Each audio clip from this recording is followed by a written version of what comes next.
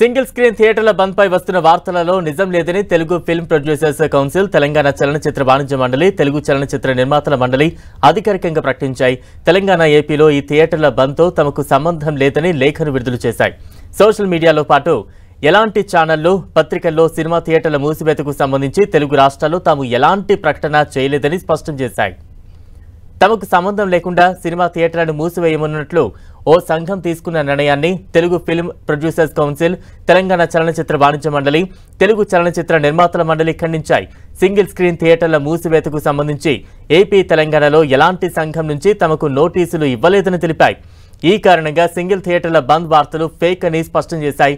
తక్కువ వసూలు రావడంతో కొందరు థియేటర్ల యాజమానులు తీసుకున్న వ్యక్తిగత నిర్ణయమని పేర్కొన్నారు.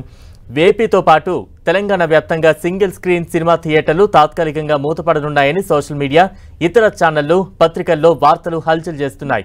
సాధారణ ఎన్నికలు, మరోవైపు ఐపీఎల్ ఉండటంతో భారీ సినిమాలు, స్టార్ హీరోల సినిమాలు ప్రస్తుతం విడుదలవ్వడం లేదు. దీంతో ఈ ఎఫెక్ట్ సింగిల్ స్క్రీన్పై పడిందని ప్రచారం జరిగింది. ప్రేక్షకులు రాకపోవడంతో భారీ నష్టాలను చవిచూస్తున్న నేపథ్యంలో ఓ 2 వారాల పాటు థియేటర్స్ క్లోజ్ చేస్తున్నట్లు వార్తలు వచ్చాయి. తాజాగా ఈ వార్తలతో తమకు సంబంధం లేదని Telugu film producers council, Telangana చలనచిత్ర వాణిజ్య మండలి, తెలుగు చలనచిత్ర నిర్మాతల మండలి అధికారికంగా ప్రకటించాయి.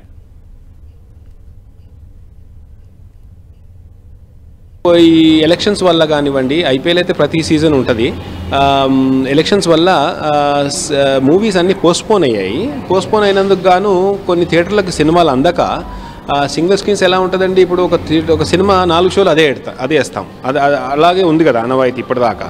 సో థియేటర్లకు కొన్ని సినిమాలు అందక థియేటర్లు బంద్ చేద్దామనేసి ఆయా థియేటర్ లీజ్ ఓనర్లు సెల్ఫ్ డెసిషన్, ఇది అసోసియేషన్ పరంగా డిసైడ్ చేసింది కాదండి, బట్ సినిమాలు అందక సెల్ఫ్ డెసిషన్ అండి. ఇది ఎలాంటి భారం అంటే నడిపితే ఇంకెక్కువ భారాన్ని తట్టుకోలేక బంద్ చేద్దాం బెటరు అనేసి, ఇదంతా మాకు కోవిడ్ నేర్పించిందండి. కోవిడ్లో బంద్ చేస్తే పీస్ఫుల్గానే ఉంటుంది, నడపాల్సిన అవసరం లేదు అనేది ఒక చిన్న నిజం తెలిసింది మనందరికీ కూడా బేసికలీ. సో మల్టీప్లెక్స్లలో కూడా ఎన్నో షోస్ బంద్ ఉంటాయండి, మనకు తెలియదు. కాకపోతే సింగిల్ స్క్రీన్స్ బంద్ చేసినప్పుడు తెలుస్తుంది, అంతే, ఇంకేం లేదండి.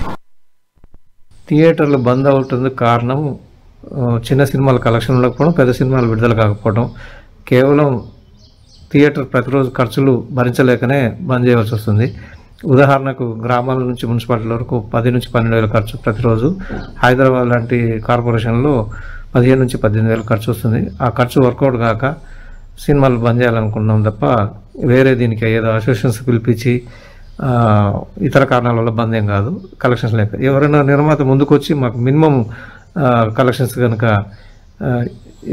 ఎక్స్పెండిచర్ కనుక ఇస్తే తప్పకుండా మేము థియేటర్లు తిరిగి ఓపెన్ చేసిన సిద్ధంగా ఉన్నాం. కాబట్టి ఇది ఏ అసోసియేషన్ బంద్ పిలుపు కాదు, కేవలం థియేటర్లు కలెక్షన్స్ లేక బంద్ అయింది అని తెలియజేస్తున్నాం.